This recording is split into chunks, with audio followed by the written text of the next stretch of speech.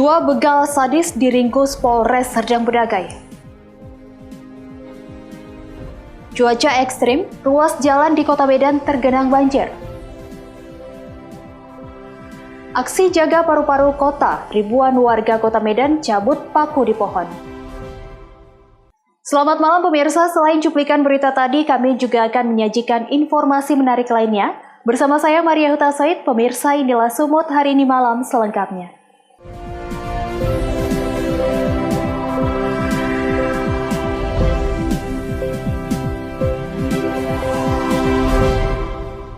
Kita ke informasi pertama, pemirsa. Tim Opsnal Scorpion Satuan Reserse Kriminal Polres Serdang Bedagai berhasil meringkus dua orang pelaku begal dari tempat persembunyiannya.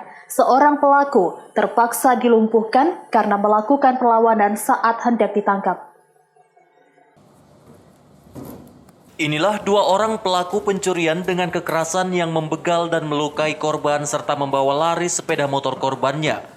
Kedua pelaku begal sadis ini masing-masing berinisial MR, berusia 30 tahun, yang merupakan warga desa Nagur, Kecamatan Tanjung Beringin, dan SS, berusia 30 tahun, warga Kecamatan Teluk Mengkudu, Serdang Bedagai, Sumatera Utara. Kedua pelaku beraksi pada Senin 11 Januari 2012 kemarin. Korban Muhammad Aris Maulana hendak pulang ke rumahnya di desa Tanjung Beringin. Korban saat itu sedang melintas di jembatan desa Pematang Kuala, dihentikan oleh kedua pelaku.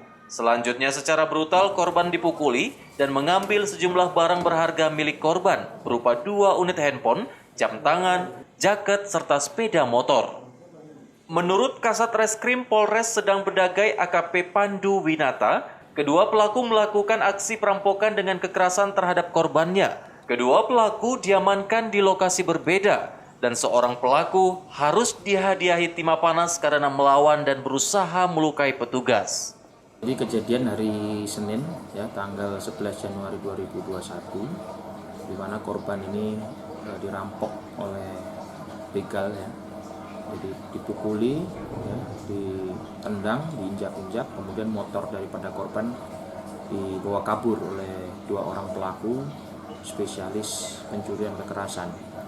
Ya, kemudian berdasarkan informasi dan penyelidikan di lapangan, tim kami Scorpion Satreskrim Polres Serdang Bedagai pada hari Rabunya ya, selang 2 hari tanggal 13 Januari 2021 sekira pukul 13.00 kami berhasil mengamankan satu pelaku ya, yaitu atas nama alias Omeng ya, di daerah Tanjung Beringin. Kemudian dari pengembangan kami malamnya sekitar pukul 21.00 berhasil menangkap juga Kendong alias Kendong ya. Jadi kita berhasil mengamankan di sebuah warung di daerah Teluk Mengkudu ya. Jadi kita lakukan tindakan tegas juga ini karena pelaku pada saat kita amankan melawan petugas dan berusaha melukai petugas. Jadi kita lakukan tindakan tegas terukur. Dari tersangka barang bukti apa aja yang diamankan? Barang bukti ada handphone, ada 2 unit motor, 1 milik pelaku, 1 milik korban kita sudah amankan. Kemudian ada sebilah parang ya, yang sering dibawa oleh si Kendong.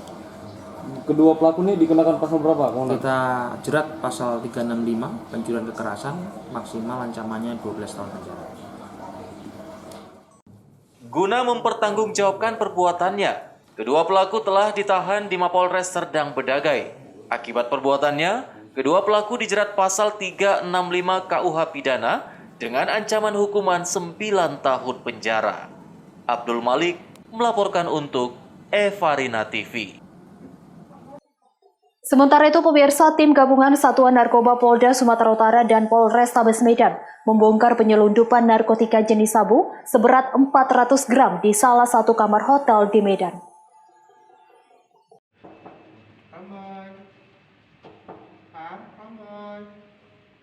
Inilah detik-detik penyergapan yang dilakukan personil kepolisian terhadap anggota sindikat pengedar narkoba di salah satu kamar hotel di Medan Selasa malam. Dalam penyergapan tersebut, petugas berhasil menangkap 4 tersangka, masing-masing Iswanda, Syarboini, Tarmizi, dan Iksan yang merupakan warga Aceh. Barang bukti yang disita petugas disembunyikan di dalam sol sepatu dan sendal. Rencananya akan diantar ke Jakarta dalam waktu dekat melalui Bandara Kuala Namu. Sebanyak 4 orang tersangka di salah satu hotel di Kota Medan, yang mana keempat tersangka tersebut adalah warga dari provinsi tetangga, dari warga dari Aceh Utara. Itu di dalam sol sendal, yang mana sol sendal itu dibuka dulu, dimasukkan narkotikanya, baru kemudian dijahit. Rencananya akan mereka bawa melewati melalui pesawat udara. Keempat tersangka pun langsung diboyong ke Mapolrestabes Medan guna mempertanggungjawabkan perbuatannya. Keempatnya mengaku akan membawa serbuk haram tersebut ke beberapa lokasi di Pulau Jawa dengan masuk dari bandara di Jakarta. Wahyu Pratama melaporkan untuk Evarina TV. Informasi lainnya, pemirsa, perkara saling lapor antara Kepala Kejaksaan Negeri Toba Samosir, Robinson Sitorus, dan cucunya Jojor Sitorus terus berlanjut dan memasuki babak baru. Polda Sumatera Utara melalui Direktorat Kriminal Umum melaksanakan gelar perkara terbuka dengan menghadirkan kedua belah pihak, pelapor dan terlapor.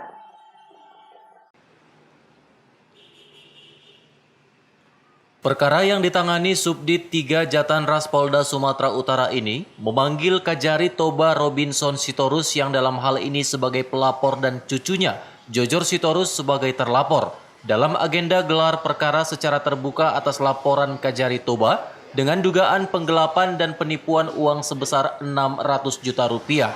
Namun dalam hal ini Kajari Toba tidak hadir dan dikuasakan oleh kuasa hukumnya. Jojor Sitorus selaku terlapor yang merupakan cucu Kajari Tobasa, didampingi kuasa hukumnya Roni Prima Panggabean dan John Ferianto Sipayung, terlihat memenuhi panggilan Subdit 3 Jatanras Polda Sumatera Utara dalam gelar perkara secara terbuka yang diminta oleh pihak terlapor. Dalam gelar perkara yang dilaksanakan tersebut, uang yang dituduhkan kepada terlapor yakni Jojor Sitorus terbantahkan secara fakta hukum, karena tidak ada satupun dalam transaksi rekening tersebut atas nama Kajari Tobasa Robinson Sitorus. Kuasa hukum terlapor Roni Panggabean meyakini Direktorat Kriminal Umum Polda Sumatera Utara telah bekerja secara profesional untuk melakukan gelar perkara secara terbuka atas permintaan mereka selaku pihak terlapor. Dalam gelar perkara tersebut, penyidik telah memfaktakan perkara tersebut dengan terang benderang. Roni yakin Polda Sumatera Utara telah bekerja secara profesional dalam menangani perkara yang sedang berlanjut ini. Yang tadi kita gelar perkara terbuka, pertama sekali kami berterima kasih kepada Dirkrimum Kepala Polda Sumatera Utara atas gelar perkara terbuka yang dimohonkan kepada kami dan dikabulkan. Dan tadi sudah secara terang benderang, semua sudah difaktakan sesuai fakta hukum mulai dari awal sampai akhir terkait kronologis tersebut. Bang, sebenarnya kasus ini sudah berjalan seperti apa nih, Bang? Jadi kasus ini kan klien kami terus dilanjutkan ke peningkatan ke penyidikan. Namun dalam hal ini kami juga mengajukan jika gelar perkara secara terbuka. Dalam hal ini kami memohon agar semua fakta hukum itu secara terang benderang dan terbuka sehingga tidak ada yang ditutupi dan kita mengetahui secara apa menjadi faktanya, apa yang menjadi dan apakah niat jahatnya, apakah ada perbuatannya, itu saja. Dengan ini sudah terbuktikan, kami yakin dan percaya Polda Sumatera Utara, Dirkrimum, seluruh jajarannya mampu memfaktakan ini dengan objektif. Sementara itu, kuasa hukum pelapor Jimmy Teja mengaku gelar perkara yang dilakukan oleh penyidik Polda Sumatera Utara ini berjalan lancar. Meski gelar perkara tersebut atas permintaan pihak terlapor, dirinya mempercayai perkara tersebut dapat terang benderang dalam penetapan tersangka karena kasus tersebut telah naik statusnya menjadi sidik. Kajari Toba ya, Pak, dengan si terlapor Jojo, Pak. Ini seperti apa, Pak? Tadi, Pak. Jadi gelar perkaranya itu lancar ya. Kami apresiasi lah kepada Polda Sumut. Telah melakukan gelar perkara itu walaupun itu atas permintaan dari pihak terlapor.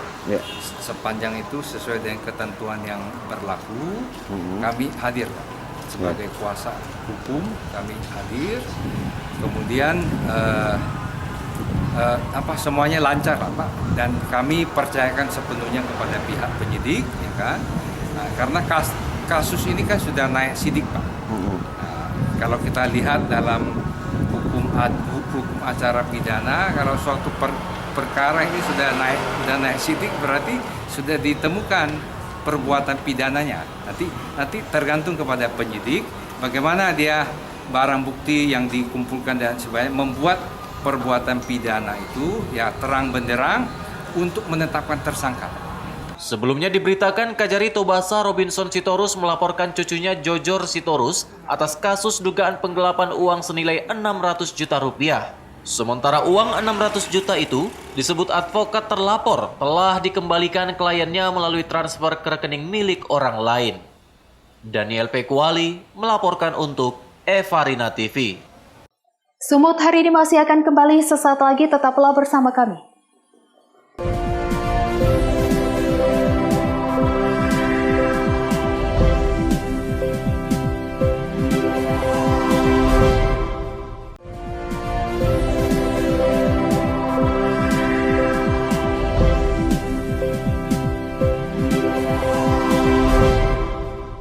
Terima kasih masih bersama kami. Pemirsa, Kota Medan kembali dilanda hujan deras pada Senin malam. Akibatnya sejumlah ruas jalan di Medan tergenang banjir.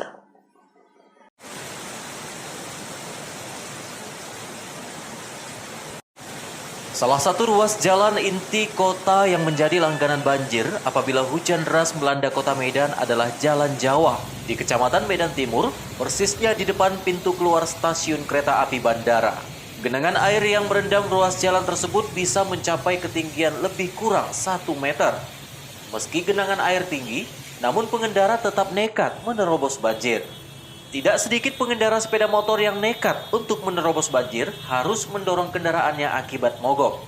Salah seorang warga mengaku, ruas Jalan Jawa ini merupakan salah satu ruas jalan yang ada di Kota Medan yang menjadi langganan banjir apabila curah hujan tinggi. Banjir ini disebabkan tidak berfungsinya drainase dengan baik. Langganan ya Bang, setiap hujan seperti ini, mau sampai 1 meter. Baru padahal hujannya baru 1 jam aja, udah kayak gini. Banyak yang mutar-mutar gitu, takut mogok di tengah.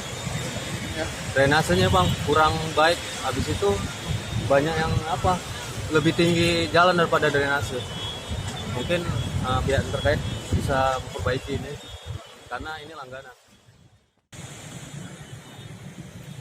Warga berharap pemerintah Kota Medan untuk memperhatikan kondisi ruas jalan yang kerap menjadi langganan banjir. Wahyu Pratama melaporkan untuk Evarina TV. Informasi berikutnya pemirsa, puluhan rumah di Kelurahan Kampung Baru, Kecamatan Medan Maimun sudah hampir 2 bulan terendam banjir dengan ketinggian air 1 meter. Meski sudah dilakukan penyedotan air oleh Dinas Pekerjaan Umum Kota Medan, air juga tidak surut dikarenakan rusaknya drainase. Akibat peristiwa ini banyak warga mengontrak rumah hanya untuk tempat mengungsi.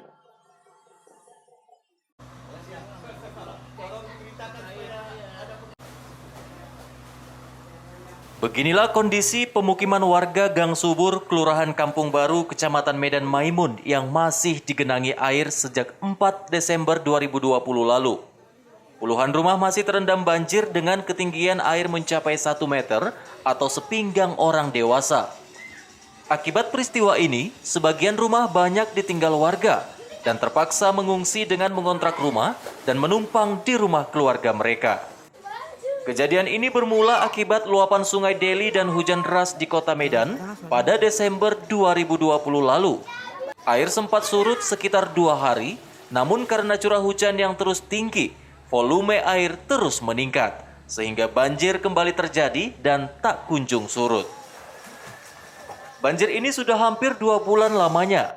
Dinas Pekerjaan Umum Kota Medan sendiri telah melakukan penyedotan, namun juga tidak surut. Diduga penyebabnya karena kerusakan drainase sehingga air yang menggenang tidak mengalir ke sungai. Ini banjirnya udah berapa lama nih? Banjirnya udah sekitar hampir 2 bulan. Ya kalau bisa ya cepatlah, macam anggota DPR, macam pemerintah tolong cepat diatasi lah. Jangan pas banjir, nanti banjir orang PU sedot lagi, banjir sedot lagi, kan kasihan juga. Kalau bisa cepatlah diselesaikan aliran paritnya ke sungai biar cepat lapanya, biar nggak ada kena penyakit juga, karena rata-rata di sini udah kena penyakit kulit kalau di keluarga kan. Mudah-mudahan jangan sampai ke anak-anak juga kan kena penyakit diare, ada juga yang diare, tapi kalau masih orang dewasa, kalau anak-anak belum kena diare, karena kan orang tuanya kan teliti, kalau bisa cepat dituntaskan lah masalah parit ini. Tetap pokoknya gitulah, itu aja nggak ada, itu aja saya bilang. Kak, ini kan sudah lama, 1 bulan, hampir 2 bulan. Ya. Artinya ini permasalahan sebenarnya apa yang terjadi, Kak, genangan air ini gitu? Kok kira-kira? Ini genangan air ini karena aliran paritnya tersumbat. Aliran parit mau ke sungai itu tersumbat. Jadi nggak bisa ngalir ke sungai. Itu aja, cuman itulah yang saya bilang kalau bisa cepat diselesaikan aliran parit inilah. Karena kan kalau lama-lama kan kasihan juga kita di sini kan ya, kena penyakit lah yang pastinya. Nggak jauh-jauh tuh pasti kena penyakit ya, macam sampah besar aja jadinya kan. Pokoknya kalau jangan pula nanti lama-lama orang PU ngerjakan parit, pas banjir sedot lagi kan nggak enak juga, kasihan juga orang PU kan kerja lama-lama yang nyedot itu. Kalau bisa cepat diselesaikan aliran parit itu aja yang nggak ada lagi. Akibat peristiwa ini, warga mulai khawatir dengan kondisi kesehatan anak-anak yang berada di lokasi yang terancam mengidap penyakit diare dan kutu air. Warga berharap pemerintah Kota Medan dan DPRD segera mengatasi permasalahan ini. Daniel Pekwali melaporkan untuk Evarina TV. Kita ke informasi lainnya, pemirsa. Sepeda motor milik seorang ustadz yang juga imam tetap di salah satu masjid yang berlokasi di Jalan Deli Tua, Deli Serdang, Sumatera Utara, raib digondol pencuri. Aksi pencurian sepeda motor tersebut berhasil tertangkap kamera CCTV. Sepeda motor milik imam tetap Masjid Jami Asy Syakirin Deli Tua raib digondol pencuri. Saat kejadian, Ustadz Teguh bersama jemaah lainnya sedang melaksanakan sholat zuhur berjamaah. Salah seorang dari 2 pelaku tersebut masuk ke halaman masjid dan berpura-pura mengambil wudhu di kamar mandi. Melihat seluruh jemaah sedang melaksanakan sholat di rakaat pertama, pelaku mencongkel kunci kontak motor milik korban. Setelah berhasil mencongkel induk kunci dengan kunci letter T, para pelaku kemudian kabur. Aksi pencurian sepeda motor tersebut berhasil tertangkap kamera CCTV milik masjid. Foto pelaku yang diduga sering melakukan aksinya dipampang di papan informasi milik masjid. Pengurus masjid Abdul Lubis mengatakan, aksi pencurian di masjid ini bukan pertama kali terjadi. Para pelaku sudah tidak merasa takut melakukan aksinya meski masjid berada tidak jauh dari Polsek Deli Tua. Kasus ini sudah dilaporkan oleh korban dan pihak masjid ke Polsek Deli Tua agar pelakunya bisa tertangkap. Buka masuk ke kamar mandi, udah keadaan dia lihat kanan, orang nggak ada, dia pura-pura duduk di kursi tempat sepeda motor tadi. Itu sudah nggak ada lagi orang, tengok kiri ke kanan, dia langsung mengambil T-nya dari sakunya, langsung putar agak pasti kan, dan pakai dua tangan langsung disorong ke arah pasar, keluar dari parkir, baru dia engkol langsung lari ke kereta imam tetap masjid sini. Wahyu Pratama melaporkan untuk Evarina TV. Sumut hari ini masih akan kembali sesaat lagi, tetaplah bersama kami.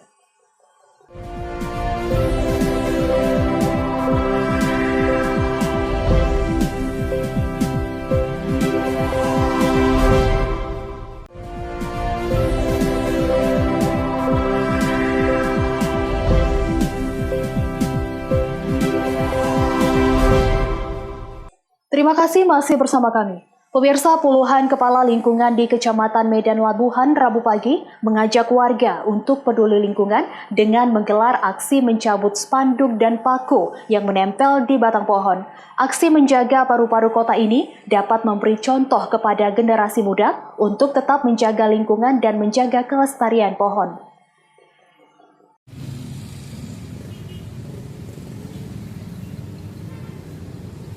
Sebanyak 57 orang kepala lingkungan di 6 kelurahan di Kecamatan Medan Labuhan hadir untuk menjaga lingkungan dengan menggelar aksi mencabut spanduk dan paku yang menempel di batang pohon di sepanjang Jalan Kolonel Yos Sudarso, Kecamatan Medan Labuhan, Sumatera Utara. Dalam aksi menjaga lingkungan ini, Pihak kecamatan mengerahkan kepala lingkungan yang mengajak masyarakat untuk ikut membersihkan spanduk dan paku yang menempel di batang pohon kayu mahoni dengan menggunakan alat linggis dan martil. Hal ini guna menyelamatkan kerusakan pepohonan, mengingat kawasan tersebut merupakan kawasan industri. Camat Medan Labuhan mengatakan, selain fokus membersihkan spanduk dan paku yang menempel di batang pohon, diharapkan kegiatan ini menjadi motivasi terhadap generasi muda untuk berperan aktif menjaga kelestarian pohon dan keindahan kota. Dalam rangka memperingati Hari Pohon atau Durasi Dunia, yaitu kami menyebar di beberapa kelurahan dan juga beberapa jalan protokol yang pada saat ini kami utamakan jalan protokol untuk mencabut yang menempel-nempel di pohon, baik yang berbentuk akikah dan sebagainya. Nah, harapan kita, upaya juga pemuda-pemudi di sini sama-sama menjaga, mendorong untuk berperan aktif juga. Mana tahu melihat, memantau, atau dibilang waktu jalan bisa kita cabut saja gitu ya. Yang dalam hal ini merupakan tidak mempunyai izin ataupun yang merusak pohon-pohon yang ada di Medan Labuhan ini khususnya. Kegiatan peduli dengan lingkungan khususnya menjaga pohon di inti kota dapat mencegah banjir dan mengurangi kandungan karbon dioksida serta melepas oksigen untuk kesegaran udara. Wahyu Pratama melaporkan untuk Evarina TV. Indah dan asri, dua kata ini cocok menggambarkan sisi danau buatan yang berlokasi di areal perkebunan PT Bridgestone, Kecamatan Dolok Batu Nanggar, Kabupaten Simalungun, Sumatera Utara. Danau buatan yang indah dan menawan tersebut sebelumnya merupakan tempat pembuangan limbah, namun kini telah diubah menjadi Taman Edukasi Flora dan Fauna.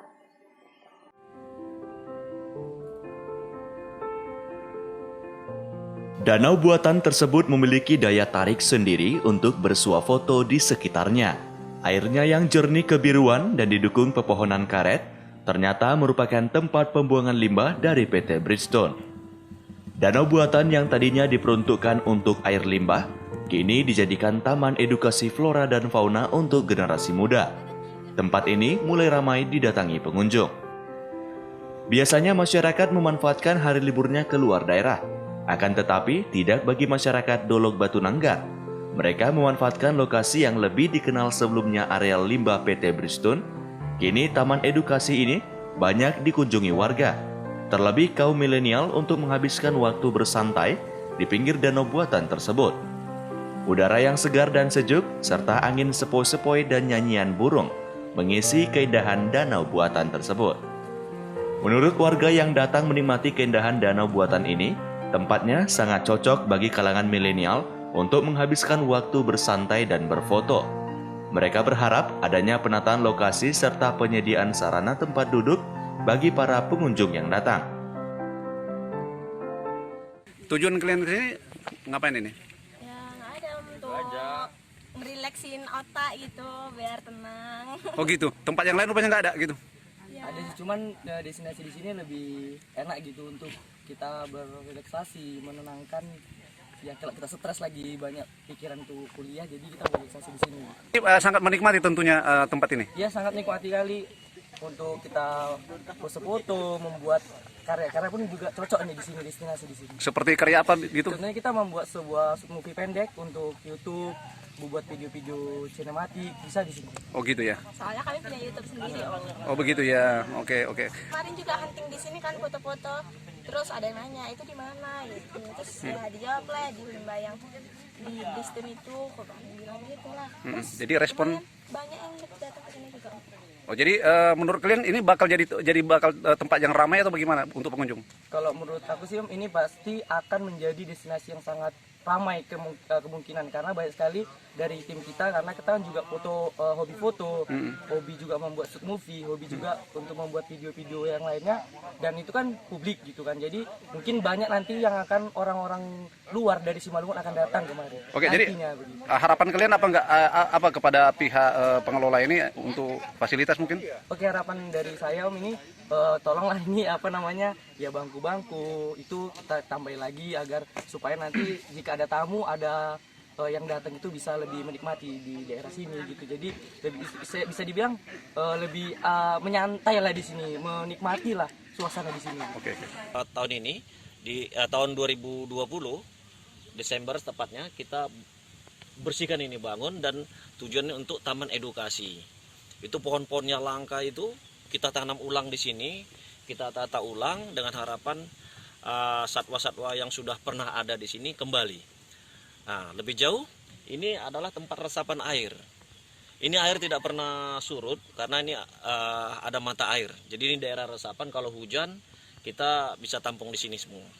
Ini harapan kita ini bisa jadi tempat wisata orang-orang sekitar sini yang mungkin bingung mencari tempat wisata, tempat duduk-duduk yang enak sore-sore. Nah, itulah dari saya. Oke, lalu kira-kira pohon apa saja yang ditanam di dalamnya untuk penghijauan? Ada pohon raja ya, di sini kita kasih ikon pohon raja dan kemudian pohon ulin, ada pohon sungkai, ada pohon jabon. Nah, inilah kira-kira sekitar gitulah. Nah, di kolam 4 kita tanam itu keliling pohon tabebuya. Jadi saya mau ciptakan di sana itu seperti taman nanti seperti sakura. Karena di sini kan Bristol, Jepang ya. Jadi nanti bunga semua seperti di Surabaya kan ada pohon tabebuya. Nah, jadi mereka lebih enak di sana nanti nongkrong. Oke, jadi kira-kira persiapan apa saja yang bisa diantisipasi ke depannya apabila tempat ini jadi booming gitu kepada masyarakat luas untuk dijadikan tempat untuk refreshing, kira-kira begitu? Ya, kita siapkan seperti tempat parkir yang paling utama dan kemudian tong sampah lah supaya masyarakat tidak buang sampah sembarangan. Terutama sampah-sampah plastik, kalau organik nggak apa-apa sih. General Manager PT Bridgestone Gatot Adrianto mengatakan, sebelumnya tempat tersebut merupakan tempat pembuangan limbah ramah lingkungan. Kemudian, taman edukasi ini ditata kembali dengan ditanami berbagai pohon untuk kenyamanan dan keramahan lingkungan. Dirinya berharap masyarakat dan pengunjung yang berwisata dapat menjaga lingkungan dan tidak membuang sampah sembarangan. Ebit Masder melaporkan untuk Evarina TV. Pemirsa, demikianlah rangkaian informasi dalam Sumut hari ini malam. Saya Maria Hutasoid mewakili kerabat kerja yang bertugas pamit undur diri. Terima kasih atas kebersamaan Anda dan sampai jumpa.